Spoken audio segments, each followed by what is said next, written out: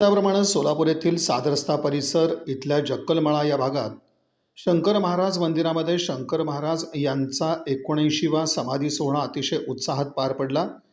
या प्रसंगी संपूर्ण मंदिर हे फुलांनी सजवण्यात आलं होतं। मागील 7 दिवसापासून विविध कार्यक्रमांचं आयोजन या मंदिरात करण्यात आल्याची माहिती मंदिराचे सर्वेसर्वा रुपेश जक्कल यांनी दिली।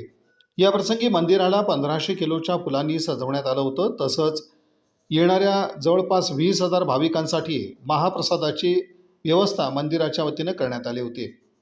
शंकर महाराज यांचं वास्तव्य या भागात असल्यानं सालाबादाप्रमाणे दर्शनासाठी इथं भाविक मोठ्या प्रमाणात आलेले होते। भाविकांची गर्दी इथं मोठ्या प्रमाणात दिसून आली। मी रुपेश जक्कल, सोलापूर येथे 7 रस्ता येथे जक्कलमळा शंकर महाराजांचं स्थान होतं आणि शंकर महाराजांचं वास्तव्य होतं। आज या ठिकाणी 79वा समाधी सोहळा आम्ही साजरा करत आहे।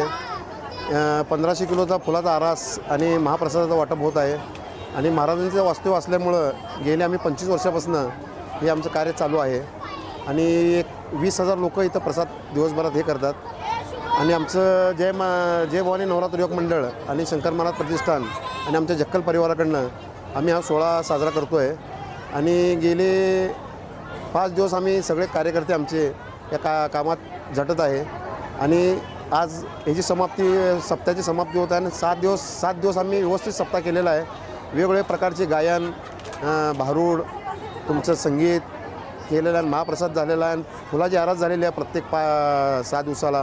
काय आज फुलाची आरास झालेली आहे, व्यवस्थित सप्ताह पार पडतो आहे। सकाळपासून काय काय कार्यक्रम झाले मंदिरात? आज सकाळी लघुरुद्र झालेला आहे, महाआरती झालेली आहे, आता महाप्रसाद आहे, त्याच्यानंतर पोथी वाचन आहे 3 ते 6, त्याच्यानंतर भजन आहे 8 ते 10, त्याच्यानंतर उटीचा कार्यक्रम असतो, त्यानंतर उद्या पहाटे पालखीनंतर तुमचं दहीहंडी असते आणि त्यानंतर समाप्ती होते।